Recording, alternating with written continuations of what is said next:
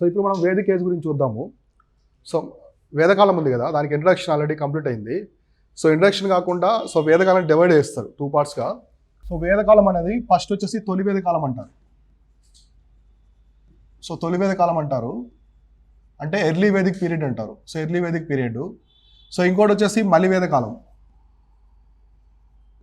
So మలివేద కాలం అంటారు. So దీన్ని later Vedic period అంటారు. సో ఒకటి తొలి వేద కాలము, ఇంకోటి మలివేద కాలము. సో 2 పార్ట్స్గా అయితే ఉంటుంది సో వేదకాలం అనేది. సో ఎర్లీ వేదిక్ పీరియడ్ అనేది 1500 నుంచి 1000 BC వరకు ఉంటుంది. సో ఇది వచ్చేసి 1000 BC నుంచి 600 BC వరకు ఉంటుంది. So later Vedic. సో అర్థమైందా? ఇది వచ్చేసి ఎర్లీ వేదిక్ పీరియడ్ ఈ టైము. ఇది వచ్చేసి మనకు ఆల్మోస్ట్ 1000. సో 1000 నుంచి 600 BC వరకు ఉంటుంది. సో ఇలా డివైడ్ చేశారు వేదకాలాన్ని. సో 2 పార్ట్స్గా డివైడ్ చేశారు. Early Vedic period, later Vedic period, తొలి వేద కాలము, మలివేద కాలం. సో టైం పీరియడ్స్ ఇంపార్టెంట్ ఇక్కడ. సో 1500 to 1000 BC వచ్చేసి తొలి వేద కాలం. సో ఇక్కడ వచ్చేసి మొత్తం 1000 నుంచి 600 BC వరకు వచ్చేసి మలివేద కాలం. సో అయితే వీటి రెండింటికి సంబంధించిన చేంజెస్ చూద్దాం. అసలు పరిస్థితులు అవన్నీ కూడా అప్పుడు ఎలా ఉన్నాయి, ఇప్పుడు ఎలా ఉన్నాయి, సో వాటికి సంబంధించి చూద్దాము. సో ఫస్ట్ మనము తొలివేద కాలానికి సంబంధించి చూద్దాము. సో తొలివేద కాలానికి సంబంధించి పరిస్థితులు ఎలా ఉన్నాయి మొత్తం దానికి సంబంధించి. So first early Vedic period. So early Vedic period అంటే 1500 నుంచి 1000 BC మధ్యలో. మామూలుగా మనకి ఇండస్ వ్యాలీ సివిలైజేషన్ ఉంది కదా. సో ఇండస్ వ్యాలీ సివిలైజేషన్ తర్వాత ఇండియాలోకి ఎవరు వస్తారు? సో ఆరియన్స్. సో ఆర్యులు అనే వాళ్ళు ఇండియాలోకి వస్తారన్నమాట, వలస వస్తారు. వీళ్ళు వచ్చిన తర్వాతే ఈ వేద నాగరికత అనేది మొదలవుతుంది. ఎందుకంటే వీళ్ళు వేదాలని బాగా ఫాలో అవుతారు. సో వేదాలని ఫాలో అవుతారు కాబట్టి వేద నాగరికత అనేది మొదలవుతుంది. ఈ వేద నాగరికతనే ఏమంటారు? వేద కాలం అని కూడా అంటారు. సో మీకు వేదిక్ సివిలైజేషన్ అన్న వేదిక్ టైం అన్న రెండు ఒకటే. సో ఇక్కడ మీరు గమనిస్తే ఈ ఆర్యులు వచ్చిన తర్వాత వీళ్ళలో చాలా చేంజెస్ తీసుకొస్తారనమాట. సో చేంజెస్ అనేవి చాలా ఉంటాయి. సో మార్పులు అనేవి చాలా తీసుకొస్తారు. ఇది స్టోరీలా వినండి క్లియర్గా. మామూలుగా ఇండస్ వ్యాలీ సివిలైజేషన్ వాళ్ళకి ఐరన్ అనేది తెలియదు. ఇనుము. సో ఐరన్ తెలియదు. వీళ్ళు మొట్టమొదటిసారి మన భారత ఉపఖండానికి ఇనుము అనేది పరిచయం చేస్తారు. తర్వాత సంస్కృతం అనే లాంగ్వేజ్ తీసుకొస్తారు. మనకి సింధు నగరి ఎలా ఉన్నది? లిపి ఉన్నది. సర్పలేఖనం అంటారు కదా, అంటే చిత్రలిపి, పిక్టోగ్రఫీ. సో చిన్న చిన్న ఇమేజెస్ లాగా బొమ్మల్లా ఉండేది. వీళ్ళు దేవనాగరి లిపి నుంచి సంస్కృతాన్ని తీసుకొస్తారు. మన భారతదేశానికి మొట్టమొదటిసారి పరిచయం చేస్తారు. అలానే ఫస్ట్ టైం హార్సెస్ కూడా, సో గుర్రాలను కూడా వీళ్ళే పరిచయం చేస్తారు. సో అవునా, కాబట్టి వీళ్ళు ఏమేమి పరిచయం చేస్తారంటే మొట్టమొదటి వచ్చేసి ఇనుము. సో ఇనుము, నెక్స్ట్ సో సాంస్క్రిట్ లాంగ్వేజ్, ఇటువంటివి. ఇంకా వీళ్ళు పరిచయం చేస్తారంటే యుద్ధాలు. సో యుద్ధాలు కూడా వీళ్ళే తీసుకొస్తారు. సో యుద్ధాలు కూడా అప్పటి వరకు ఇండస్ వ్యాలీ సివిలైజేషన్ వాళ్ళకి ఉండవు. సో మొట్టమొదటిసారి వార్స్ అనేవి కూడా వీళ్ళే పరిచయం చేస్తారు. సో ఇవన్నీ కూడా మన భారత ఉపఖండానికి పరిచయం చేసేది ఎవరంటే ఆర్యులు. ఓకేనా? సో వాళ్ళు ఎలా ఉంటారంటే లైక్ కింగ్స్ అనమాట. సో రాజు ఉంటాడు, ట్రైబ్స్ ఉంటాయి, కొన్ని ట్రైబ్స్ యొక్క సమూహం అనమాట. సో చాలా మంది ట్రైబ్స్ ఉంటారు, అవన్నీ ఎక్స్ప్లెయిన్ చేస్తాను మీకు క్లారిటీగా. సో కొంతమంది ట్రైబ్స్ కలిపి ఒక సమూహం, తెగలు ఉంటారు కదా. సో పురు తెగ, కురు తెగ ఇలా ఉంటారు కదా, వాళ్ళంతా తెగల యొక్క సమూహమే వీళ్ళనమాట కంప్లీట్గా. ఓకేనా? ఒక రాజ్యం ఉంటే, సో ఒక ప్రాంతం అనేది ఉంటే ఇక్కడ చాలా తెగలు ఉంటాయన్నమాట. ఈ ప్రాంతాన్ని ఒకరు, ఈ ప్రాంతాన్ని ఒకరు, ఇలా సో ఇలా ఉంటాయన్నమాట. అయితే వాటిలో మేజర్గా ప్రధానంగా ఒక తెగ ఉంటుంది. సో మేజర్ తెగ అయితే ఒకటి ఉంటుంది అనమాట, మేజర్ ట్రైబ్. ఓకేనా? సో ఇలా ఉంటుంది. ఇవైతే పరిచయం చేస్తారు, ఇవి నోట్ చేసుకోండి. సో ఇనుము, గుర్రాలు, సంస్కృతము, యుద్ధాలు. సో ఇవన్నీ కూడా భారత ఉపఖండానికి ఆర్యులు పరిచయం చేసినవి రాసుకొని తర్వాత రాసుకోండి. సో భారత ఉపఖండానికి ఆర్యులు పరిచయం చేసినవి. సో వీటితో పాటు నేను ఏం చెప్పాను, మనకి బ్రోంజ్ ఏజ్ ఉంది కదా. సో బ్రోంజ్ ఏజ్ చివరి దశ అనమాట. ఇది ఇనుము దశ మొదటి దశ. ఓకేనా? సో ఇనుము అనేది బాగా తెలుసు అనమాట వాళ్ళకి, ఎందుకంటే యుద్ధాలు కాబట్టి వాళ్ళు వెపన్స్ అవన్నీ కూడా చేసుకునేవాళ్ళు ఇనుముతోనే. సో ఇవి పరిచయం చేస్తారు. ఇప్పుడు మనం ఏం చేద్దామంటే చేంజెస్ చెప్పాను కదా, ఎటువంటి మార్పులు అంటే ఇండస్ వ్యాలీ సివిలైజేషన్, సింధు నాగరికతకి తొలివేద కాలానికి ఎటువంటి చేంజెస్ ఉన్నాయి, తర్వాత తొలివేద కాలానికి మలివేద కాలానికి ఎటువంటి చేంజెస్ ఉన్నాయి అనేది ఇప్పుడు మనం అన్నింటి పరంగా ఈ చేంజెస్ ఎలా ఉంటాయంటే, సో మనం ఫస్ట్ చూద్దాము. మార్పులు అని చెప్పాను కదా. సో ఈ మార్పులు ఎలా ఉంటాయంటే అన్ని రకాలుగా అనమాట. సో ఒకటి వచ్చేసి సమాజానికి సంబంధించిన మార్పులు. సో సమాజం, ఫ్యామిలీ సిస్టమ్ ఎలా ఉంది, మ్యారేజ్ సిస్టమ్, సో వివాహ వ్యవస్థ ఎలా ఉంది, కుటుంబ వ్యవస్థ ఎలా ఉంటుంది, సో దీనికి సంబంధించి చూద్దాము. తర్వాత రాజకీయ పరిస్థితులు అంటే పొలిటికల్ అనమాట. సో పొలిటికల్గా సంబంధించినవి ఇవి చూద్దాము. తర్వాత ఉమెన్ అనమాట, మహిళల యొక్క రోలు. సో ఇటువంటి ఇక్కడ మహిళల యొక్క పాత్ర ఎలా ఉన్నది, వాళ్ళకి సమాన హక్కులు ఉన్నాయా లేదా, అంటే కంప్లీట్గా వాళ్ళకి సంబంధించిన స్టేటస్ అనేది ఎలా ఉన్నది, దీనికి సంబంధించి చూద్దాము. వీళ్ళు కింగ్స్ కదా, యుద్ధాలు చేస్తూ ఉంటారు ఎక్కువ, కాబట్టి ఖచ్చితంగా వాళ్ళకి మిలిటరీకి సంబంధించి ఉంటాయన్నమాట థింగ్స్ అనేవి. కాబట్టి సైనిక పరిస్థితులు, సో సైనిక పరిస్థితులు అనేవి ఎలా ఉన్నాయి. తర్వాత మనకి వ్యవసాయం. సో వీళ్ళ టైంలో వ్యవసాయం ఎలా ఉన్నది, సో ఇప్పుడు మనం డిస్కస్ చేసుకునేది ఇవన్నమాట. సో ఇవి డిస్కస్ చేసుకుంటాము. ఇవి ఎలా డిస్కస్ చేసుకుంటామంటే ఫస్ట్ తొలి వేద కాలానికి సంబంధించి, తర్వాత మలి వేద కాలానికి సంబంధించి సేమ్ ఉంటాయి, ఇవే ఉంటాయి, కాబట్టి చేంజెస్ ఉంటాయి అన్నమాట. సో మీకు రేపు ఎగ్జామినేషన్లో కూడా స్టేట్మెంట్ ఆఫ్ క్వశ్చన్స్ కావచ్చు, డైరెక్ట్ క్వశ్చన్స్లో వీటిలో ఉన్న మార్పులు వస్తాయన్నమాట.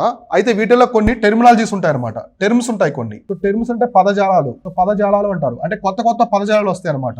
సో గ్రామణి అని చెప్పేసి, వ్రీహి అని చెప్పేసి, ఇట్లా కొన్ని నిషిక అని కొన్ని టెర్మినాలజీస్ ఉంటాయి. ఇవి అడుగుతారు ఎక్కువ ఎగ్జామినేషన్లో. సో నిషిక అంటే ఏంటి, వ్రీహి అంటే ఏంటి, సో ఇట్లా వెరైటీ నేమ్స్ ఉంటాయన్నమాట. సో అవన్నీ చూద్దాం మనం దానికి సంబంధించి. సో ఇంతవరకు మీకు క్లారిటీగా అర్థమైంది కదా. సో కాబట్టి ఈ ఎర్లీ వేదిక్ పీరియడ్, సో తొలి వేద కాలానికి సంబంధించి మెయిన్ సోర్స్ ఏంటంటే ఋగ్వేదం. సో అర్థమైందా. సో ఋగ్వేదం అనేది మెయిన్ సోర్స్ అనమాట. మామూలుగా మనకు వేదాలు ఎన్ని ఉంటాయి, 4 వేదాలు ఉంటాయి. 4 వేదాల్లో మొట్టమొదటి వేదం అనమాట సో ఋగ్వేదం. కాబట్టి తొలి వేద కాలానికి ప్రధాన ఆధారం వచ్చేసి ఏంటంటే ఋగ్వేదం అని రాసుకోండి, ప్రధాన ఆధారం, సోర్స్. అయితే 4 వేదాల్లో మొదటి వేదం అనేది తొలి వేద కాలానికి సంబంధించింది, మిగతా 3 వేదాలు అనేవి మలివేద కాలానికి సంబంధించినవి. ఓకేనా. సో రాసుకోండి. సో ఋగ్వేదం అనేది ప్రధాన సోర్స్, ప్రధాన ఆధారము దేనికంటే తొలివేద కాలానికి. సో రేపు ఎగ్జామినేషన్లో అడిగితే so primary source of the early Vedic period అంటే ఏం పెడతారు, ఆన్సరు ఋగ్వేదం అని పెట్టాలి. 4 ఆప్షన్స్ ఇస్తారు మీకు ఇట్లా. కాబట్టి ఋగ్వేదం అంటే ఇప్పుడు మనకు ఉన్నటువంటి 1, 2, 3, 4. సో ఫస్ట్ ఏంటి, సో ఋగ్వేదం ఫస్ట్, ఋగ్వేద, నెక్స్ట్ సామవేద, అధర్వవేదం, యజుర్వేదం. సో ఇలా ఉంటాయి కదా. ఈ 3 వచ్చేసి లేటర్ వేదిక్ పీరియడ్ అనమాట. అర్థమైందా, మలివేద కాలం. సో ఋగ్వేదం మాత్రమే తొలివేద కాలం, ఎర్లీ వేదిక్ పీరియడ్. కాబట్టి ఇప్పుడు మనం డిస్కస్ చేసుకునేది ఋగ్వేదానికి సంబంధించినటువంటి ఎర్లీ వేదిక్ పీరియడ్. సో దీనికి ఇంకో సోర్స్ వచ్చేసి సప్త సింధు. వీళ్ళు ఉన్నటువంటి ప్రాంతం వచ్చి సప్త సింధు అంటారు. అంటే ఆర్యులు భారతదేశానికి వచ్చిన తర్వాత మొట్టమొదటిసారి వాళ్ళకి స్థిర నివాసం, రాసుకోండి, ఆర్యుల యొక్క స్థిర నివాసం, భారత ఉపఖండంలో ఆర్యుల స్థిర నివాసం వచ్చేసి సప్త సింధు ప్రాంతం. ఆర్యుల యొక్క తొలి నివాసం భారతదేశంలో వలస వచ్చిన తర్వాత సప్త సింధు ప్రాంతం, సప్త సింధు. సో ఇవన్నీ ఎలా రాసుకోవాలంటే మీరు తొలివేద కాలంలో పెట్టుకునే హెడ్డింగ్ రాసుకోవాలి. దాని కింద ఉండే పాయింట్స్ ఇవన్నీ కూడా తొలివేద కాలానికి సంబంధించినవి. సో సప్త అంటే ఏంటి, సాంస్క్రిట్లో 7 అని చెప్పేసి అర్థం. సింధు అంటే మామూలు సింధు అనేది పరివాహక ప్రాంతాలు. సో సప్త సింధు అంటే ల్యాండ్ ఆఫ్ 7 రివర్స్ అని, అంటే 7 నదుల ప్రాంతం అని చెప్పేసి అర్థం. సో 7 నదుల ప్రాంతం అని చెప్పేసి అంటే వీళ్ళు ఉన్నటువంటి ఈ ప్రాంతం అనేది మొత్తం 7 నదుల యొక్క కలయిక అనమాట. సో పరివాహక ప్రాంతాల్లో ఆర్యులనే వాళ్ళు నివాసం ఉండేవాళ్ళు. సో రాసుకోండి, సప్త సింధు అంటే 7 నదుల ప్రాంతం, land of 7 reverse, land of 7 reverse అంటారు దీన్ని, సప్త సింధు అని చెప్పేసి. So land of 7 reverse, so 7 నదుల ప్రాంతం. సో ఇక్కడ ఆరియన్స్ అనే వాళ్ళు సెటిల్ అయ్యారు అనమాట. సో ఎక్కడి నుంచి ఇరాన్ మీదుగా వచ్చి మన భారతదేశానికి వచ్చిన తర్వాత ఇక్కడ వాటర్ సోర్స్ అనేది ఎక్కువ ఉంటుంది. సో అగ్రికల్చర్ కావచ్చు, పశు పోషణ, వాళ్ళ దగ్గర ఉంటాయి కదా పశువులు, ఆవులు, అవన్నీ వాటికి వాటర్ సోర్స్ అనేది ఎక్కువ ఉంటుంది అనమాట ఈ సప్త సింధు రీజన్. ఇప్పుడు మ్యాప్లో చూడండి మీకు అర్థమవుతుంది. సో ఇక్కడ మ్యాప్ కనిపిస్తుంది కదా మనకి, ఇక్కడ ఇండస్ రివర్ ఇవన్నీ వస్తాయి కదా, ఇండస్ రివర్ ఇవి. సో ఇక్కడ ఇండస్ రివర్ ఎంత పోతుంది, ఇక్కడ మనకి రివర్స్ అన్నీ ఉంటాయి అనమాట. సో ఇక్కడ వరకు సరస్వతి రివర్, ఇక్కడ వరకు లూని రివర్ ఉంది కదా, సరస్వతి, ఇవన్నీ. సో కాబట్టి ఈ జోన్ అంతా అనమాట. సో ఇదంతా కూడా సప్త సింధు రీజన్. సో ఇక్కడ వాళ్ళు సెటిల్ అవుతారు, ఎక్కడి నుంచి ఇలా వస్తారు కదా ఇరాన్ మీదుగా. సో ఇలా వస్తారు కాబట్టి సో అక్కడ సెటిల్ అయిపోతారు. సో గుర్తుపెట్టుకోండి, ఆ పాయింట్ చాలా ఇంపార్టెంట్, సప్త Sindhu reason. So land of 7 reverse అని చెప్పుకున్నాం కదా. ఏంటి ఆ రివర్స్ ఏమున్నాయి, ఆ 7 నదులు ఏదనేది మన ఎగ్జామినేషన్ పరంగా చూసుకోవాలి. అయితే ఇక్కడ ఒక పాయింట్ వినండి, మామూలుగా ఇప్పుడు రివర్స్ ఉన్నాయి కదా, రావి నది, చీనాబ్ నది, జీలం నది, వాటికి వేదకాలంలో వేరే పేర్లు ఉండేది. వేదకాలంలో వేరే పేర్లు ఉంటాయి. గ్రీక్స్ కూడా డిఫరెంట్గా పిలిచారు వాటి. అడుగుతారు ఖచ్చితంగా క్వశ్చన్స్ ఉంటాయి. 7 రివర్స్ ఉంటాయి, వేదకాలంలో పేర్లు వేరు ఉంటాయి. గ్రీక్స్ మన భారతదేశానికి వచ్చిన తర్వాత, సో గ్రీకు యొక్క అలెగ్జాండర్ గ్రీకు చక్రవర్తి, ఆయన ప్రపంచం మొత్తం జయించాలని చిన్నప్పటి నుంచి కోరుకుంటుంది అనమాట. సో ఆయన పర్షియా సామ్రాజ్యం ఇట్లా ఆక్రమించుకుంటూ మన భారత ఉపఖండానికి వచ్చిన తర్వాత జలం నది ఒడ్డున యుద్ధం జరుగుతుంది, పోరస్కి. దాన్ని ఐడాప్సిస్ అంటారు వాళ్ళు ఆ నదిని, దేని జలం నదిని. దానికి ఒరిజినల్ నేమ్ అనేది వేరు ఉంటుంది వేదకాలంలో. కాబట్టి ఇక్కడ మనము వేదకాలంలో ఈ 7 రివర్స్ ఏమున్నాయి, వాటికి కరెంట్ ఇప్పుడు పేర్లు ఏమున్నాయి, అప్పుడు పేర్లు ఏమున్నాయి చూద్దాం. ఇక్కడ మనం చూసుకుంటే ఇవి 7 రివర్స్ అనమాట. ఇందా మనం చెప్పుకున్నాం కదా సప్త సింధు అని చెప్పేసి. సప్త సింధు అంటే 7 రివర్స్ సంబంధించి ఇప్పుడు ఏమున్నాయి చూద్దాం. సో ఈ 7 రివర్స్ ఇవన్నమాట. సో నీట్గా చెప్తాను చూడండి. ఫస్ట్ జీలం నది. సో జీలం అని పెట్టుకోండి. మీరు ఎలా పెట్టుకుంటారంటే ప్రస్తుత పేరు, వేదకాలం పేరుని రాసుకోండి. సో ప్రస్తుత పేరు వచ్చేసి ఇది ప్రస్తుతం అనమాట, ఇది ప్రస్తుతం ఉండే నేము, ఇది వేదకాలం నేము. సో వేదకాలంలో దీని ఒక పేరు అనమాట. సో ప్రస్తుత నేము, వేదకాలంలో ఉండే నేము. సో ఇప్పుడు చూడండి, ఫస్ట్ జీలం నది తెలుసు కదా. సో ఇప్పుడుంటే జీలం నది, దాన్ని వచ్చేసి వతిష్ట అని చెప్పేసి పిలిచేవాళ్ళు. సో వతిష్ట అని చెప్పేసి అప్పట్లో పిలిచేవాళ్ళు. సో నెక్స్ట్ బియాస్ రివర్ అని విపాసా రివర్ అని చెప్పేసి పిలిచేవాళ్ళు. సో విపాస లేదా విపస, అప్పట్లో వేదకాలంలో ఇలా పిలిచేవాళ్ళు. నెక్స్ట్ చేనాబ్ నీరు వచ్చేసి అస్కిని. సో అస్కిని అని చెప్పేసి చేనాబ్ నది, ఇప్పుడు ఉన్నటువంటి చేనాబ్ నదిని అప్పట్లో అస్కిని నది అని చెప్పేసి పిలిచేవాళ్ళు. నెక్స్ట్ రావి నది.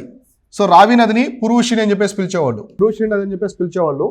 నెక్స్ట్ సట్లేజ్ వచ్చేసి సుతుద్రి అని చెప్పేసి పిలిచేవాళ్ళు, సుతుద్రి అని చెప్పేసి పిలిచేవాళ్ళు. దేన్ని సట్లేజ్ నది. సో రాసుకోండి. జేలం నది వచ్చేసి వతిష్ట. బియాస్ వచ్చేసి విపస, సో విపస నది. చేనాబ్ వచ్చేసి అసికిని. నెక్స్ట్ రావి నది వచ్చేసి పురుషిని. సట్లేజ్ వచ్చేసి సుతుద్రి. నెక్స్ట్ మనకి సరస్వతి రివరు. అప్పట్లో సరస్వతి రివరు, ఇప్పుడు లేదు సరస్వతి రివర్ అనేది, అంతరించిపోయింది. కాబట్టి దాన్ని మనం ఇప్పుడు గగ్గర్ లేదా హక్రా రివర్ అంటాం. సో అగ్ర కాబట్టి ఇప్పుడు ఇది ప్రస్తుత నేమ్. ఇక్కడ చూడండి, ఇక్కడ డిఫరెంట్గా ఉంటుంది. సో కరెంట్ నేమ్ వచ్చేసి గగ్గర్ లేదా హక్రా అంటారు. అప్పట్లో సరస్వతి అని చెప్పేసి పిలిచేవాళ్ళు. వేదకాలంలో సరస్వతి. ప్రేంట్ వచ్చేసి గగ్గర్ లేదా అక్రా, కోలను పెట్టుకొని రాసుకోండి ఆర్ అని. తర్వాత Hindu, so Indus. So Indus వచ్చేసి సింధు నది అని చెప్పేసి పిలిచేవాళ్ళు, ఇది మీకు తెలుసు. సో ఇప్పటికి కూడా సరస్వతి వేదకాలంలో. ఇప్పుడు ప్రేంట్ వచ్చేసి గగ్గర్ లేదా హక్రా అంటాం. సో అంటే ఆ రివర్ అనేది కనుమరుగైపోయింది అనమాట. ఇప్పుడు కనిపించడం ఆ రివర్ యొక్క ఆనవాళ్ళు. ఆ రివర్ యొక్క ఆనవాళ్ళు అనేది ప్రస్తుతం మన జియాలజిస్ట్ ఉంటారు కదా, భూశాస్త్రవేత్తలు, వాళ్ళు పరిశోధన చేస్తే ఈ గగ్గర్ రివర్ ఉంది కదా, సో గగ్గరు లేదా హక్రా అంటారు, దాన్ని హక్రా రివర్ అని కూడా అంటారు. అక్కడ ఈ ప్రాంతం అనేది బయటపడదు అనమాట. అంటే ఒకప్పుడు సరస్వతి రివర్ అనేది ఇక్కడ ప్రవహించేది, గగ్గర్ రివర్ యొక్క ఉన్నటువంటి పరివాహక ప్రాంతాల్లో. అర్థమైందా? మన ఇండస్ వ్యాలీ సివిలైజేషన్ కూడా గగ్గర హక్రా నాగరికతను కూడా పిలుస్తారు. గగ్గర హక్రా నాగరికతను కూడా పిలుస్తారు అప్పట్లో. సో కాబట్టి ఈ రివర్స్ అన్ని కూడా నోట్ చేసుకోండి. రేపు ఎగ్జామినేషన్లో మిమ్మల్ని అడుగుతారు. సో 7 రివర్స్ ఉన్నాయి కదా, సో వాటి యొక్క వేదకాలంలో నేమ్స్. మ్యాక్సిమం ఇట్లాంటి టైప్ ఆఫ్ టాపిక్స్ అనేది జతపరచాలు ఉంటాయి కదా, అలా అడుగుతారు. So match of the following లాగా మిమ్మల్ని అడుగుతారు. సో వేదిక నేమ్ ఉన్న రివర్ పేరేంటి, ఇప్పుడు ప్రస్తుతం ఉన్న పేరేంటి. సో ఇవి 7 రివర్స్ అనమాట. సో ఇక్కడ ఆర్యులు అనేవాళ్ళు స్థిర నివాసం, వీళ్ళ యొక్క స్థిర నివాసం ఇక్కడ పెట్టుకున్నారు. సో స్థిర నివాసం ఇది కూడా ఎప్పుడంటే తొలి వేద కాలంలో. సో తొలి వేద కాలంలో ఇక్కడ వీళ్ళ యొక్క స్థిర నివాసం అనేది ఉందన్నమాట. సో ఇక్కడ సో వీళ్ళు బాగా సెటిల్ అయిపోయారు, బాగా అనిపించింది వాళ్ళకి ప్లేస్ అనేది. So compare to previous place కంటే కూడా ఇక్కడ రివర్స్ ఉన్నాయి, అగ్రికల్చర్ బాగుంది, పశుపోషణకి కంఫర్టబుల్గా ఉంది. సో అందువల్ల తొలి వేద కాలంలో ఆర్యన్స్ అనేవాళ్ళు ఇక్కడ సెటిల్ అయిపోతారు. సో దీనికి సంబంధించిన ఎవిడెన్స్ ఏంటంటే మనకి ప్రైమరీ సోర్స్ ఏంటి, తొలి వేద కాలానికి ఋగ్వేదం. సో ఋగ్వేదం అనేది మేజర్ సోర్స్ అనమాట వీటన్నిటికి సంబంధించి. మనకి ఋగ్వేదంలో కూడా వేదిక్ టెక్స్ట్ ఉన్నాయి కదా, సో వేదాలు. సో వేదాల గురించి ఇంకో పాయింట్ రాసుకోండి, వేదాలు. సో వేదాలు అనేవి ప్రపంచంలోని ఎర్లియస్ట్ టెక్స్ట్ అనమాట, ప్రపంచంలో అతి పురాతనమైనటువంటి సాహిత్యం. సో ప్రస్తుతం ప్రపంచంలో ఉన్నటువంటి అతి పురాతనమైన గ్రంథాలు ఏమన్నా ఉన్నాయంటే ఇవి వేదాలు. సో వరల్డ్స్ ఎర్లియస్ట్ టెక్స్ట్ అనమాట. సో ఈ పాయింట్ రాసుకోండి. సో వేదాలు మన ప్రపంచంలోని ఎర్లియస్ట్ టెక్స్ట్ అనమాట ఇవి. సో వీటికంటే ముందు ఇంకేం లేవు గ్రంథాలు, టెక్స్ట్ అనమాట, ఎవిడెన్స్గా. సో అతి పురాతనమైన గ్రంథాలు అనమాట వేదాలు అనేవి. సో వేదాలు అర్థం ఏంటంటే తెలుసుకోవడం, నాలెడ్జ్ గెయిన్ చేసుకోవడం అని అర్థం. సో ఇది విద్ అనే వర్డ్ నుంచి వస్తుంది, మీకు ఆల్రెడీ చెప్పాను కదా. సో వేదాస్ అనేవి, సో విద్ అని చెప్పేసి ఒక వర్డ్ ఉంటుంది, ఈ వర్డ్ నుంచి వస్తాయి. సో దీని అర్థం ఏంటంటే టు నో అని, అంటే జ్ఞానాన్ని సంపాదించడం అని చెప్పేసి. సో జ్ఞానాన్ని సంపాదించడం అని చెప్పేసి అర్థం అనమాట. ఆల్రెడీ మీకు ప్రీవియస్ క్లాస్ ఎక్స్ప్లెయిన్ చేశాను దీనికి సంబంధించి. సో విద్ అనే వర్డ్ నుంచి వస్తుంది. సో విద్ అనే ఒక వర్డ్ నుంచి వేదాస్ అనేవి వచ్చాయన్నమాట, అంటే టు నో అని. సో ఇది ఓవరాల్గా మనకి ఆరియన్స్ ఎక్కడ సెటిల్ అయ్యారు, ఎటువంటి రివర్స్ దగ్గర, వాటి ఒక పేర్లు, ఇవన్నీ అనమాట. ఓకేనా? సో నెక్స్ట్ మనం చూద్దాము, ఇవన్నీ నోట్ చేసుకున్నారు కదా. నెక్స్ట్ ఇప్పుడు వీళ్ళకి సంబంధించి ప్రెజెంట్ డే సంబంధించినటువంటి థింగ్స్ చూద్దాం. మేజర్గా ఆ రివర్స్ చెప్పుకున్నాం కదా, వాటికి సంబంధించిన ఫ్యాక్ట్స్ ఇక్కడ చూడండి. ప్రెజెంట్ డే అనమాట. సో ప్రస్తుతం వచ్చేసి వాళ్ళు ఉన్నటువంటి ఆ సప్త సింధు ప్రాంతం అనేది ఎక్కడెక్కడ ఉంది. సో ప్రెజెంట్ డే మ్యాప్లో చూసుకుంటే ఎక్కడ ఉందంటే, సో మేజర్గా మనకైతే పార్ట్స్ ఆఫ్ ది ఆఫ్ఘనిస్తాన్ అనమాట. సో ఆఫ్ఘనిస్తాన్ కంట్రీ ఉంది కదా, సో ప్రెజెంట్ ఉన్నటువంటి తాలిబాన్ రూలుడు ఆఫ్ఘనిస్తాన్. సో ఆఫ్ఘనిస్తాన్లో కూడా ప్రాంతాలు, కొన్ని ప్రాంతాలే, మొత్తం కాదు. అంటే మనకి ఇరాను మిగతా కంట్రీస్తో పార్ట్ ఉంది కదా, బోర్డర్ అక్కడ కాదు. సో మనకి పాకిస్తాన్ దగ్గరగా ఉంటాయి కదా, అటువంటి ప్రాంతాల్లో. నెక్స్ట్ మనకి పంజాబ్. ఈ పంజాబ్ అనేది బోత్ పాక్ సంబంధించి, అలానే మనకి ఇండియాకి సంబంధించిన రీజన్.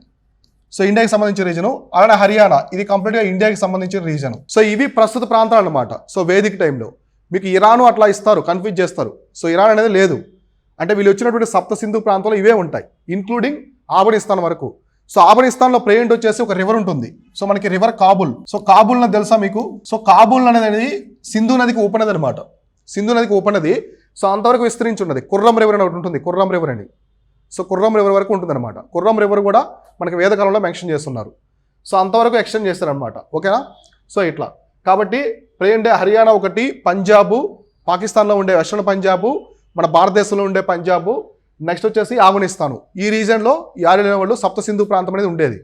ఇంక్లూడింగ్ మనకి రాజస్థాన్ ప్రాంతం కూడా. సో రాజస్థాన్ వరకు అంటే మేజర్ పార్ట్స్ ఇవి. సో మేజర్లో చూసుకుంటే ఈ పార్ట్ అనమాట కోర్ ఏరియా ఉన్నటువంటి కోర్ ఏరియా ఎక్కువ. అయితే సింధు ఉంది కదా, సింధు రివర్ అనేది ఎక్కువగా మెన్షన్ చేశారు. సో ఋగ్వేదంలో, సో ఈ ఋగ్వేదంలో ఎక్కువగా మెన్షన్ చేసిన రివర్ వచ్చేసి సింధు నది. అన్ని రివర్స్ కంటే కూడా ఎక్కువ మెన్షన్ చేసిన సింధు నది. అయితే వాళ్ళకి పవిత్రమైనది వచ్చేసి సరస్వతి. సో సరస్వతి రివర్ అనేది చాలా చాలా పవిత్రమైనది అనమాట అప్పట్లో వాళ్ళకి Saraswati river. So Saraswati river అనేది ఇప్పుడు ప్రెజెంట్ ఉందా అంటే లేదు. సో గగ్గరు హక్రా రివర్ యొక్క కోర్సు, దాని యొక్క ప్రవాహమే సరస్వతి రివర్ యొక్క ఎవిడెన్స్ అనమాట ఇప్పటికి కూడా మనకి. సో కాబట్టి ఈ రెండు రివర్స్ మెయిన్ ఏంటంటే ఋగ్వేదంలో ఒకటి సింధు నది. సింధు నది ఏంటంటే ఎక్కువ టైమ్స్ మెన్షన్ చేశాను రివరు. రేపు ఎగ్జామినేషన్ మిమ్మల్ని అడిగారు అనుకోండి, సో వేదిక్ టెక్స్ట్లో ఋగ్వేదంలో ఎక్కువ సార్లు ప్రస్తావించబడిన నది అదని చెప్పేసి అడుగుతారు. పరుష్ణి నది, విపాస నది ఇలా అడుగుతారు సింధు నది అని. కాబట్టి ఆన్సర్ వచ్చేసి సింధు నది ఎక్కువ సార్లు మెన్షన్ చేసింది. సో పవిత్రమైన నది వచ్చేసి సరస్వతి. సో సింధు నదిని వాళ్ళు ప్రస్తావించినప్పటికి కూడా సరస్వతి రివర్ అనేది చాలా హోలియెస్ట్ రివర్ అనమాట. అంటే చాలా పవిత్రమైన నది. సో దేవతగా భావిస్తారు అప్పట్లో. తర్వాత ఇక్కడ చూడండి, మనకి వీళ్ళు ప్రాంతం ఉంది కదా, వీళ్ళకి స్థిర నివాసము, వాళ్ళు ఉన్నప్పుడు కొన్ని జాగ్రఫికల్ థింగ్స్ ఉండేదన్నమాట. వాటికి కొన్ని నేమ్స్ అనేవి ఉండే అప్పట్లో. సో మనం చూద్దాం ఏవేంటో. సో ఇక్కడ చూడండి సరస్వతి వ్యాలీ. సరస్వతి వ్యాలీ అంటే ఏంటి? ఇప్పుడు Godavari valley, Ganga valley, Damodar valley అంటారు. సో అంటే ఆ నదికి సంబంధించిన ప్రాంతం అనమాట మొత్తం. ఓకేనా? సో ఇప్పుడు సరస్వతి రివర్కి సంబంధించిన వ్యాలీ మొత్తాన్ని కూడా వీళ్ళు బ్రహ్మవర్త అని చెప్పేసి పిలిచేవాళ్ళు. సో బ్రహ్మవర్త అని చెప్పేసి పిలిచేవాళ్ళు. సో రాసుకోండి, ఇవి నేను రాస్తుంటాను. సో సరస్వతి లోయ అని పెట్టుకొని కోళ్ళను పెట్టుకొని బ్రహ్మవర్త. సో అప్పట్లో సరస్వతి లోయని, ఇప్పుడున్నటువంటి ప్రాంతం గగ్గర్ రివర్ దగ్గర ఉండే సరస్వతి లోయని అప్పట్లో వాళ్ళు బ్రహ్మవర్త అని పిలిచేవాళ్ళు. సో బ్రహ్మవర్త. సో నెక్స్ట్ మనకి ఇప్పుడు హిమాలయాలు ఉన్నాయి కదా. సో ప్రెజెంట్ డే హిమాలయాలు ఉన్నాయి కదా మనకి, ఉత్తరాఖండ్, హిమాచల్ ప్రదేశ్, జమ్మూ అండ్ కాశ్మీర్, లద్దాఖ్, సిక్కిం అవన్నీ. సో అప్పట్లో వాళ్ళు హిమవంత్ అని చెప్పేసి పిలిచేవాళ్ళు వీటిని, హిమవంత్. సో హిమవంత్ అని చెప్పేసి పిలిచేవాళ్ళు. సో ఇప్పుడు పురాణాల్లో మనకి లార్డ్ శివ ఉన్నాడు కదా. సో లార్డ్ శివ మ్యారేజ్ చేసుకుంటూ సరస్వతి దేవి కూడా, పార్వతీదేవి ఉంది కదా, ఆమె కూడా హిమవంతుని కుమార్తె అనమాట. ఓకేనా? అందుకే హిమాలయస్ని హిమవంత్ అంటారు. సో ఇదొకటి. నెక్స్ట్ హిందూ కుష్ పర్వతాలు ఉన్నాయి, ఐడియా ఉందా మీకు? ఇవి ఎక్కడ ఉంటాయంటే మనకి ఆఫ్ఘనిస్తాన్ రీజియన్లో ఉంటాయి. అంటే పాకిస్తాన్ తర్వాత హిమాలయన్ ఒక కంటిన్యూస్ స్ట్రెచ్ అనమాట, కంటిన్యూస్గా ఉంటాయి హిమాలయాస్ ఇట్లా. అయితే వాటిని హిందూ కుష్ మౌంటైన్స్ అంటారు. ఓకేనా? ఇవి మనకి ఆఫ్ఘనిస్తాన్ రీజియన్ ఉంటాయి. వాటిని ముంజావత్ అని చెప్పేసి పిలిచేవాళ్ళు అప్పట్లో, ముంజావంత్ అని చెప్పేసి పిలిచేవాళ్ళు. సో ఈ నేమ్స్ చాలా క్రూషియల్, ఇంపార్టెంట్ కూడా. సో కాబట్టి వీళ్ళు సరస్వతి లోయ నేమని పిలిచారు, బ్రహ్మవర్త అని చెప్పేసి పిలిచారు. ఇక్కడ వచ్చేసి హిమాలయస్ నేమని పిలిచారు, హిమవంత్ అని చెప్పేసి పిలిచారు. నెక్స్ట్ మనకి హిందూ కుష్ పర్వతాలని ముంజావంత్ అని చెప్పేసి పిలిచారు. సో ఇక్కడ ఒకసారి మ్యాప్లో చూడండి, మీకు అర్థమవుతుంది. సో మనకి ఇదంతా కూడా సరస్వతి, ఇక్కడ వచ్చే సరస్వతి ఉంటుంది అనమాట, ఇది సరస్వతి. సో ఈ ప్రాంతాన్ని ఏమని పిలిచారు? బ్రహ్మవర్త అని చెప్పేసి పిలిచారు.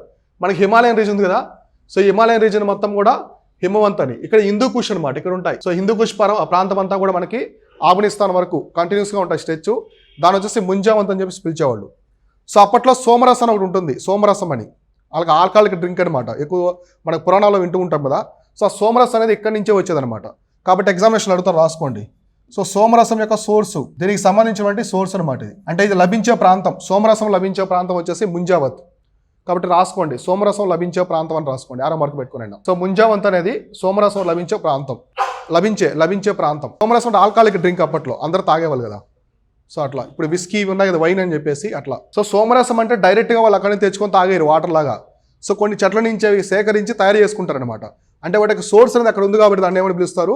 సోర్స్గా పిలుస్తారు. అక్కడి నుంచి తెచ్చుకొని తయారు చేసుకుంటారు కాబట్టి సోమరసం అనేది. సో ముంజావంత్ అనేది సోమరసం యొక్క సోర్స్ అనమాట. సో ఇది ఓవరాల్గా జాగ్రఫీకి సంబంధించి, అంటే ఆ టైంలో తొలివేద కాలంలో వీళ్ళు ఎక్కడెక్కడ ఉన్నారు, ఏమని పిలిచారు ఈ ప్రాంతాన్ని? సరస్వతి వ్యాలీని బ్రహ్మవర్త అని పిలుస్తారు, హిమాలయాస్ని హిమవంత్ అని పిలుస్తారు, హిందూ కుష్ పర్వతాల్ని ముంజావంత్ అని పిలుస్తారు. ఇది సోమరసం యొక్క మెయిన్ లభించే ప్రాంతం, సోర్సు అప్పట్లో. సో ఎక్కువగా మెన్షన్ చేసిన నది వచ్చేసి సింధు నది, పవిత్రమైన నది వచ్చేసి సరస్వతి రివర్ని ఇప్పుడు ఏమంటారు? గగ్గర్ లేదా హక్రా అంటారు. ఇందా మనం చెప్పుకున్నాం కదా, గగ్గర్ లేదా హక్రా. ఇందాక నేను చెప్పిన సప్త సింధు రివర్స్ ఉన్నాయి కదా 7, అవి బాగా చదవండి, నోటెడ్ అయిపోవాలి అవి. సో ఎప్పుడైనా మీరు పరుష్ణి అంటే ఏ నది, విపాస అంటే ఏంటి, సో ఇట్లా సుతుద్రి అంటే ఏ రివరు, అట్లా మీకు నోటెడ్ అయిపోవాలి. సో ఖచ్చితంగా అవి ఎగ్జామినేషన్ పరంగా క్రూషియల్, ఖచ్చితంగా అడుగుతారు అట్లాంటి ఎగ్జామినేషన్లో. ఓకేనా? సో వేదిక నుంచి. సో నెక్స్ట్ మనకి చూద్దాము, నెక్స్ట్ వచ్చేసి వేదికాలానికి సంబంధించిన నెక్స్ట్. సో ఇక్కడ చూడండి పొలిటికల్ స్ట్రక్చర్ అనమాట. సో ఇప్పటివరకు మనము వాళ్ళు ఏ ప్రాంతంలో ఉన్నారు, ఎటువంటి నదుల వద్ద నివసించారు, తర్వాత వాళ్ళు ఏమి పేర్లు పెట్టుకున్నారు, ప్రాంతాలకు ఏ విధంగా పేర్లు పెట్టుకున్నారో మనం చూసాం. సో అయితే వాళ్ళు ఏంటి, వీళ్ళు సింధు నాగరిక ప్రజల్లాగా లౌకికవాదంగా కలిసి ఉండలేదన్నమాట, కొన్ని తెగలుగా ఉన్నారు. సో కొన్ని తెగలుగా విడిపోయారు అనమాట. ఇక్కడ వర్ణ సిస్టమ్ అనేది వస్తుంది, వర్ణ వ్యవస్థ అనేది వస్తుంది. పీపుల్ డివైడ్ అయిపోతారు, స్టేటస్ని బట్టి ప్రజలను డివైడ్ చేసుకుంటారు వర్ణ సిస్టంలో. తర్వాత వీళ్ళు యుద్ధాలు చేసుకుంటారు కదా ఎక్కువ రాజులు. సో రాజులు అనేవి ఇక్కడి నుంచే వచ్చారు అనమాట, కింగ్స్. కాబట్టి వీళ్ళు ఖచ్చితంగా వాటికి పొలిటికల్ స్ట్రక్చర్ అనేది ఉండాలి. అంటే రాజకీయంగా ఏ విధంగా ఉన్నారు. సో రాజకీయ నిర్మాణం అప్పట్లో. సో రాజకీయ నిర్మాణం అనేది ఎలా ఉన్నది. సో తొలివేద కాలంలో రాజకీయ నిర్మాణం అంటే మనకి అంతా ఎక్కడి నుంచి, సో 1500 నుంచి 1000 BC వరకు. సో ఈ టైంలో పొలిటికల్ స్ట్రక్చర్ అనేది ఎలా ఉన్నది. సో ఇప్పుడు మనం చూద్దాం దీనికి సంబంధించి. సో నేనేం చెప్పాను, అప్పట్లో తెగలు అనేవాళ్ళు ఉండేవాళ్ళు, తెగలు ట్రైబ్స్ అంటారు అనమాట. సో అప్పుడుండే పీపుల్ వచ్చేసి ట్రైబ్స్ అంటారు, గ్రూపు తెగలు. సో ఈ తెగలు అనేవాళ్ళు క్రూషియల్ రోల్ ప్లే చేస్తారు అనమాట అప్పట్లో. అర్థమైందా. ఆరియన్స్ అనేవాళ్ళు మొత్తం ఒకేలా ఉండేవాళ్ళు కాదు, డిఫరెంట్ కమ్యూనిటీస్గా ఉండేవాళ్ళు, తెగలుగా ఉండేవాళ్ళు అనమాట. ఇప్పుడు మన క్యాస్ట్ ఇలా ఉంటాయి కదా, సో మతాలు క్యాస్ట్ ఉంటాయి కదా, అట్లా డివైడ్ చేసుకున్నారు అనమాట వాళ్ళు. సో వాళ్ళల్లో చాలా తెగలు ఉండేవి. అంటే వీళ్ళందరూ ఎక్కడ ఉండేవాళ్ళు, సప్త సింధు ప్రాంతంలో ఉండేవాళ్ళు. సౌత్ ఇండియాలో ఎవరు ఉండేవాళ్ళు, సౌత్ ఇండియా కూడా ఉండేవాళ్ళు, సౌత్ ఇండియన్ రీజన్లో కూడా తెగలు ఉండేవి. సో కానీ మనకు వేదిక టైం కాబట్టి ఆ ప్రాంతానికి సంబంధించి మనం డిస్కస్ చేసుకుంటాం. సో ఈ వేదిక టైంలో ఒక యుద్ధం జరుగుతుంది, అందులో సౌత్ ఇండియా నుంచి కూడా కొన్ని తెగలు అనేవి పాల్గొంటాయి అనమాట. ఈవెన్ మన ఆంధ్ర తెలంగాణకు సంబంధించిన ప్రాంతం నుంచి కూడా కొంతమంది పాల్గొంటారు. సో మనం డిస్కస్ చేసుకుందాం ఈ తర్వాత. సో ఇట్లా తెగలుగా ఉండేవాళ్ళు అనమాట. ఈ తెగల్లో కొన్ని తెగలు మాత్రం ప్రధానంగా ఉండేవి, అంటే రూలింగ్ చేసేటువంటి తెగలు కొన్ని ఉండేవి అనమాట, పరిపాలించేవి. అందులో మనం చూసుకుంటే భరతాసు, సో భరత వంశం. సో రాసుకోండి ప్రధానమైనటువంటి తెగలు. సో భరత వంశం, మత్స్య వంశం. సో మత్స్య తెగ అని రాసుకోండి, భరత వంశం కాకుండా మీరు మత్స్య తెగ అని కూడా రాసుకోవచ్చు, భరత తెగ అని కూడా రాసుకోవచ్చు, భరత వంశం అని రాసుకోవచ్చు, ఏదైనా ఎలా అని రాసుకోండి మీరు. సో నెక్స్ట్ యదుసు, యదు అంటారు. నెక్స్ట్ పురు. యదు తెలుసా మీకు, లార్డ్ కృష్ణ, యదు వంశీయుడు అంటారు కదా. సో యాదవాస్ అంటారు కదా అప్పట్లో, యాదవులు అంటే ఇదే అనమాట యదు వంశం. సో భరత తెగ ఒకటి, మత్స్య తెగ, యదు తెగ, పురు తెగ. సో వీళ్ళు వచ్చేసి ఏంటంటే ట్రైబల్ కింగ్డమ్స్ అనమాట. అంటే కింగ్డమ్ అంటే ఏంటి, తెగ సామ్రాజ్యాలు, తెగ రాజ్యాలు అంటాం కదా. సో అట్లా అంటే వాళ్ళ ఒక సామ్రాజ్యం. ఇప్పుడు ఒక సామ్రాజ్యాన్ని పురు తెగలో ఒక కింగ్ అనే ఉండి వాళ్ళు పరిపాలిస్తూ ఉంటారనమాట. నెక్స్ట్ వచ్చేసి మత్స్య తెగ ఒకటి, యదు తెగ ఒకటి, భరత వంశం ఒకటి. సో ఇలా ఉండేవాళ్ళు. ఇవి ప్రధానమైన తెగలు. వీళ్ళైనా ఇంకా లేరా అంటే ఉన్నారు, కానీ మనకి సోర్సుల్లో మెన్షన్ చేసి ఎక్కువగా వీళ్ళ గురించి మెన్షన్ చేసి రాజుల ప్రకారము మెన్షన్ చేసినటువంటి వాటిల్లో మెయిన్ తెగలు అనమాట. ట్రైబల్ కింగ్డమ్స్లో రాజ్యాలలో వీళ్ళు మెయిన్ అనమాట. కాబట్టి ఎవరెవరు ఉంటారు, సో భరత తెగ, మత్స్య తెగ, నెక్స్ట్ యదు తెగ, తర్వాత వచ్చేసి పురు. సో ఓకేనా, ఇవి మేజర్ తెగలు అనమాట అప్పట్లో. తర్వాత మనకి వీళ్ళలో రాజులు ఉంటారు కదా. సో రాజులు వచ్చేసి ట్రైబ్స్ అంటే తెగకు సంబంధించిన హెడ్ వచ్చేసి రాజు అనమాట. వాళ్ళని రాజన్ అని చెప్పేసి పిలిచేవాళ్ళు. సో ట్రైబల్ చీఫ్ లేదా రాజన్, ఈ వర్డ్ రాసుకోండి. కింగ్ ఏమంటారంటే అప్పట్లో వచ్చేసి రాజన్ అంటారు. సో రాజుని రాజన్ అంటారు. రాజన్ అంటే రాజు లేదా తెగ రాజు అని రాసుకోండి. సో నెక్స్ట్ అతను ఏంటంటే ఇతని యొక్క మెయిన్ బాధ్యతలు ఏంటి. సో ఈ రాజు యొక్క మెయిన్ బాధ్యతలు ఏంటంటే ఆ రాజ్యాన్ని సంరక్షించడము, రాజ్యానికి సంబంధించినటువంటి ఎటువంటి ఇబ్బందులు ఉంటే అవన్నీ తీర్చడము ప్రజలకు సంబంధించి. నెక్స్ట్ ఏదైనా తెగ వచ్చేసి వీళ్ళ మీద అటాక్ చేసింది అనుకోండి ఒక తెగ, సో వాళ్ళ మీద యుద్ధాలు ప్రకటించడము, సైన్యాన్ని సమకూర్చుకోవడము, ఇట్లాంటివి ఎక్కువగా ఉంటాయి అనమాట ఇతను ఒక బాధ్యతలు. సో అడ్మినిస్ట్రేషన్, పరిపాలన ఇట్లాంటివి ఉంటాయి. సో అయితే ఇతన్నే ఎవరిని, ఈ రాజన్నే ఇంకొక రోల్ కూడా ప్లే చేసేవాడు అప్పట్లో, ఇంకొక పాత్ర కూడా ఉండేది. అదే మనకి గోపతి. సో గోపతి లేదా గోప అంటారు, అంటే ప్రొటెక్టర్ ఆఫ్ ది కౌస్ అనమాట. సో అంటే ఆవుల్ని సంరక్షించేవాడు. సో ఆవుల్ని సంరక్షించే బాధ్యత కూడా ఎవరిదంటే రాజుదే. సో రాజన్న వచ్చేసి గోపతి, గోప అని చెప్పేసి కూడా పిలిచేవాళ్ళు ఈ ట్రైబల్ చీఫ్ నే. సో మొత్తం ఆ రాజ్యంలో ఉండే ఆవుల మొత్తాన్ని కూడా సంరక్షించేవాడు. ఆవుల యొక్క సంరక్షణ కూడా రాజు యొక్క బాధ్యత. సో మీకు డౌట్ రావట్లేదా, ఒక రాజు ఏంటి, ఆవుల్ని సంరక్షించడం ఏంటి, అవునా కదా. సో ఆవులకి సంబంధించి మనం ఇప్పుడు ఎలా ఉంది, ఇప్పుడు సీఎం వచ్చి మన ఆవులంటేనే సంరక్షిస్తున్నాడా, సో లేదు కదా.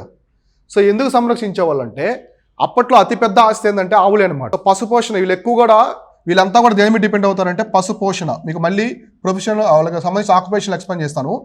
పశుపోషణ అనేది అప్పట్లో ప్రధాన వృత్తి, రాసుకోండి. సో ప్రధాన వృత్తి వచ్చేసి పశుపోషణ. వీళ్ళంతా కూడా ప్యాస్టోరలిజం అనమాట, ప్యాస్టోరల్ పీపుల్ అంటే పశుపోషణ చేసేవాళ్ళు అనమాట. వీళ్ళంతా కూడా మెయిన్ ఆక్యుపేషన్, వీళ్ళ యొక్క మెయిన్ ఆక్యుపేషన్ వచ్చేసి ఏంటంటే పశుపోషణ. కాబట్టి ఆవులు కావాలి, ఖచ్చితంగా ఆవులు ఉండాలి. ఏ తెగలో ఎక్కువ ఆవులు ఉంటాయో వాళ్ళు అంత పెద్ద రిచ్ అనమాట అప్పట్లో. సో అంత ధనవంతులుగా ఉండేవాళ్ళు. సో అర్థమైందా, పశుపోషణ అంటే ఆవులు అనేది అతిపెద్ద ఆస్తి అనమాట అప్పట్లో. సో ఆవులే కాకుండా ఇప్పుడు గీ అంటాం కదా, నెయ్యి. సో నెయ్యి అనేది అప్పట్లో అతిపెద్ద ఆస్తి, అంటే అది చాలా కాస్ట్లీస్ట్ థింగ్ అనమాట. సో ఒక వ్యక్తి నెయ్యి అనేది కొన్నాడంటే అతను చాలా రిచ్ పర్సన్ అని చెప్పేసి అప్పట్లో ట్రీట్ చేసేవాళ్ళు. అంటే నెయ్యి అనేది ఊరికే డైరెక్ట్ రాదు కదా. సో మిల్క్ని దాన్ని ప్రాసెస్ చేసి మొత్తం తయారు చేయాలి కాబట్టి నెయ్యి అనేది. సో మనకి ఆల్మోస్ట్ ఒక 1990s ఆ టైంలో కూడా సో నెయ్యికి చాలా వాల్యూ ఉండేది అనమాట. సో ఇప్పుడంటే ఎక్కువ డైరీస్ ఇవన్నీ రావడం వల్ల ఇలా ఉండదు, కానీ సో అప్పట్లో విలేజ్లో నెయ్యి తీసి దాన్ని ఎక్కువగా సిటీస్కి అట్లా తీసుకెళ్లేవాళ్ళు, చాలా వాల్యూ ఉండేది. సో అది తయారు చేయడం ప్రాసెస్ అంతా కష్టం కాబట్టి. సో కాబట్టి అప్పట్లో చాలా వాల్యుబుల్. సో మీకు తెలుసా లేదో, మామూలుగా మనకి విరాట పర్వం ఒకటి ఉంటుంది మహాభారతంలో. సో ఐడియా ఉందా, సో విరాటపురం అంటే అజ్ఞాతవాసంలోకి వెళ్తారు కదా పాండవులు, విరాట్ రాజు దగ్గరికి వెళ్తారు కదా, విరాట్ రాజు కొలువులో ఉంటారు అజ్ఞాతవాసంలో. సో అప్పుడు ఒక యుద్ధం వస్తుంది విరాట్ రాజుకి మిగతా వాళ్ళకి, ఉత్తర గృహగ్రహణము దక్షిణ గృహగ్రహం అనేది. సో అంటే విరాట్ రాజు కొడుకు వెళ్తాడు, అతనికి రథసారథిగా అర్జునుడు వెళ్తాడు. సో అర్జునుడు మారువేషంలో ఉంటాడు కదా, సో యుద్ధం అంతా అర్జునుడే చేస్తాడు, మీకు ఐడియా ఉందో లేదో. సో అప్పుడు ఆ యుద్ధాలు జరుగుతాయి, 2 యుద్ధాలు.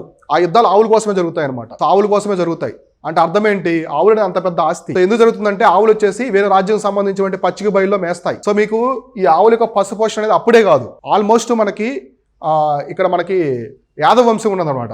సో ఆంధ్ర రీజన్ ప్రకాశం ఉంది కదా, ప్రకాశం డిస్టిక్, అక్కడ ఎర్రగొండపాలెం అనే ఒక రీజన్ ఉంటుంది. సో అప్పట్లో అది దాన్ని యాదవరాజులు పరిపాలించేవాళ్ళు క్యాపిటల్ చేసుకొని. అక్కడ దానికి నెల్లూరు సామ్రాజ్యాన్ని పరిపాలిస్తున్న మనుమసిద్ధి అనే రాజు ఉండేవాడు. సో ఇక్కడ సారంగదేవుడు అతనికి కూడా యుద్ధం జరుగుతుంది, ఒక పెద్ద యుద్ధం. ఎందుకంటే సో ప్రకాశంలో ఉండే ఆవులకి పచ్చిక బయలు ఉండవు అక్కడ, అదంతా కొండ ప్రాంతాలు అనమాట. సో పెన్నా నది కదా, పెన్నా నది నెల్లూరులో ఉంటుంది, అక్కడంతా కూడా గడ్డి భూములు ఎక్కువ ఉంటాయి. సో అతనికి రెంట్కి ఇస్తాడనమాట. సో ఇతనంతా ఆవులన్నీ మేసిన తర్వాత అక్కడ డబ్బులు ఎగ్గొడతాడు రాజుకి. ఒక పెద్ద యుద్ధం జరుగుతుంది. సో అర్థమైందా, అంటే అప్పట్లో ఆవులు అనేవాళ్ళు ఎక్కువ వాల్యూ ఇచ్చేవాళ్ళు అనమాట పశుపోషణకి. సో ఇంకొకటి తొలివేద కాలంలో మెయిన్ వాళ్ళ యొక్క ఆక్యుపేషన్ కూడా, అంటే ప్రధాన వృత్తి కూడా ఇదే అనమాట, వ్యవసాయం కాదు. వ్యవసాయం అనేది ద్వితీయ వృత్తి అనమాట, రెండవది. మొట్టమొదటి చేస్తే ఆవులు పెంచుకోవడమే. కాబట్టి ఆవులు అనేది ఎంత ఎక్కువగా ఉంటే అప్పట్లో అంత ఆస్తి ఉండేది రాజుకి. సో ఒక రాజ్యానికి సంబంధించి ఆవుల సంఖ్యతోనే ఆ రాజ్యం అనేది ఎంత రిచ్గా ఉండేది చెప్పేదన్నమాట అప్పట్లో. సో అర్థమైందా, కాబట్టి ఆవుల్ని ఎందుకు సంరక్షించాడంటే రాజు వచ్చేసి ప్రధాన ఆస్తి. సో గోల్డ్ డైమండ్స్ అవన్నీ లేవు అప్పట్లో అంత వాల్యూ ఇచ్చేవాళ్ళు కదా వాటికి, ఆవులకే అంత వాల్యూ ఇచ్చేదనమాట. సో అట్లా. సో మనం చూసాం కదా మామూలుగా లార్డ్ కృష్ణ కావచ్చు, బలరామ ఇట్లాంటి స్టోరీ చూస్తుంటాం మనం, వాటిలో కూడా చూడండి ఎక్కువగా ఆవులతోనే ఉంటారు ఎక్కువ పెద్ద పెద్ద రాజులు అందరూ కూడా. సో అట్లా అనమాట. సో ఆవుల సంఖ్య కూడా ఎలా ఉంటుందంటే కొన్ని థౌజండ్స్లో ఉంటాయి అప్పట్లో. సో ఓకేనా. సో నెక్స్ట్ చూడండి క్వీను. సో అప్పుడు మహారాణి వచ్చేసి మహిషి అని చెప్పేసి పిలిచేవాళ్ళు, మహిషి. సో మహారాణిని క్వీన్. సో రాజుని ఏమని పిలిచేవాళ్ళు, రాజుని అని చెప్పేసి పిలిచేవాళ్ళు. మహారాణిని వచ్చేసి రాజు యొక్క భార్య, శ్రీమతిని వచ్చేసి మహిషి అని చెప్పేసి పిలిచేవాళ్ళు. ఇక్కడ మొత్తం టెర్మినాలజీసే ఉంటాయి. ఈ వేదిక ఏజ్ మొత్తం మనం డిస్కస్ చేసుకునే మొత్తం కూడా ఈ పదాలు ఎక్కువ ఉంటాయి అనమాట, పదాలన్నీ గుర్తుపెట్టుకోవాలి. సో ఎక్కువ టైం మీరు బాగా రీడ్ చేయాలి, రివిజన్ చేసుకోవాలి. సో అర్థమైందా. రాజు వచ్చేసి ట్రైబల్ చీఫ్, అంటే అతను రాజ్యాన్ని సంరక్షించడమే కాకుండా గోవులను సంరక్షించాలి, అందుకే గోపతి అంటారు, గోప అంటారు. సో నెక్స్ట్ వచ్చేసి మహిషి, ఎవరిని, క్వీన్ అనమాట. సో మహారాణి. తర్వాత చూడండి కింగ్స్ పొజిషన్ హెరిడిటరీ అంటే వారసత్వం ఇప్పటికి కూడా ఉంది కదా రాజకీయాల వారసత్వం. సో అట్లా అప్పట్లోనే వారసత్వం ఉండేదన్నమాట. అంటే ఒక రాజు యొక్క కొడుకే తర్వాత రాజు అయ్యేవాడు. సో వారసత్వం అనేది అప్పట్లో ఉన్నది. సో రాసుకోండి, వారసత్వం ఉన్నదని రాసుకోండి, లేదా వారసత్వంగా రాజు ఎంచుకునేవాళ్ళు ఇట్లా అని రాసుకోండి, మీకు ఎలా అనిపిస్తే ఎలా రాసుకుంటే అలా. ఫాదర్ నుంచే, సో ఫాదర్ నుంచి కొడుకు వస్తుంది, మళ్ళీ వాళ్ళ నుంచి వాళ్ళకే వెళ్తుంది అనమాట. సో అది పక్క అసలు కింగ్స్ లేరు అప్పట్లో మెయిన్గా వచ్చి ప్రీస్ట్లు ఎక్కువ ఉండేవాళ్ళు. సో పురోహితులు వాళ్ళు, రాజులు అట్లా లేదు, హై క్లాస్ పీపుల్ అట్లా ఉండేవాళ్ళు కానీ లోవర్ స్టేటస్ పీపుల్, కానీ రాజ్యాలు ఇట్లాంటివి లేవు. అందుకే వాళ్ళు యుద్ధాలు అట్లాంటివి ఏం మెన్షన్ చేయలేదు అప్పుడు. సో అదంతా లౌకికవాదం అనమాట, క్యాస్ట్ సిస్టము వర్ణా సిస్టమ్ ఇట్లాంటివి ఏం లేవు సింధు ప్రజల్లో. వాళ్ళంతా కలిసిమెలిసి ఉండేవాళ్ళు, స్టేటస్ కూడా లేదు, రాజు ఇట్లా ఏం లేదనమాట. సో లోవర్ క్లాస్ పీపుల్ ఇట్లా ఉండేవాళ్ళు, కానీ రాజు దానికి సంబంధించిన రాజ్యము సైన్యం ఇట్లాంటిది ఏం లేదు. సో కాబట్టి రాజు యొక్క పొజిషన్ అనేది హెరిడిటరీ. సో అందరూ ఇక్కడ తెగల మొత్తం కూడా వారసత్వంగా ఉండేదంటే కాదు, కొన్ని రాజ్యాల్లో ఎలక్షన్స్ లాంటిది కూడా జరిగేది అనమాట అప్పట్లో. అయితే ఎలక్షన్ గురించి ఈ తొలివేద కాలం ఎటువంటి మెన్షన్ చేయలేదు, కాబట్టి ఇక్కడ ఎక్కువగా వారసత్వమే తీసుకుంటారు. మనకి మలివేద కాలం అంటే లేటర్ వేదిక్ పీరియడ్ ఉంది కదా, అక్కడ మాత్రం కొన్ని తెగల్లో ఎలక్షన్ కండక్ట్ చేసేవాళ్ళు. ఎలక్షన్ కండక్ట్ చేసి రాజులు ఎంచుకునేవాళ్ళు అనమాట అప్పట్లో. కొంతమంది పెద్ద పెద్ద సలహాదారులు ఉంటారు కదా, ఎలక్షన్ అంటే అందరూ పాల్గొనరు. సో పెద్ద పెద్ద వ్యక్తులు మాత్రమే పాల్గొని సో మంచి రాజును ఎంచుకునేవాళ్ళు, ఒక సమర్థుని ఎంచుకునేవాళ్ళు అనమాట. సో రాజుని ఎలా ఎంచుకుంటారు, అతనికి యుద్ధ సాహసాలు తెలుసుండాలి, యుద్ధ లౌక్యం తెలుసుండాలి, ఎందుకంటే యుద్ధాలు వచ్చినప్పుడు రాజ్యాన్ని కాపాడాలి. సో ముందుండి పిరికితనంగా ఉండకుండా. సో తర్వాత వచ్చేసి ఆవులను కాపాడాలి, సో ప్రజల యొక్క సమస్యలను తీర్చాలి. సో ఇట్లా టెరిటరీ భూభాగాన్ని మొత్తం కూడా చూసుకుంటూ ఉండాలి, ఖజానా ఎంత ఉంది ఏంటి మొత్తం ధాన్యాగారం అన్ని ప్రతిదీ చూసుకునే సమర్థుని ఎంచుకునేవాళ్ళు అనమాట. సో కాబట్టి ఇక్కడ ఎటువంటి ఎలక్షన్స్ అవేం లేవు, కంప్లీట్ గా హెరిడిటరీ. సో రాజు మాత్రమే. సో అందుకే కదా కౌరవులకి పాండవులకి మధ్య యుద్ధం జరిగేది ఎందుకు, సో రాజ్యం కోసమే కదా. సో రాజ్యం కోసమే యుద్ధం జరుగుతుంది, అంటే వారసత్వంగానే వచ్చేదన్నమాట. ధృతరాష్ట్రుడు కొడుకు దుర్యోధనుడే రాజు కావాలని చెప్పేవాళ్ళు.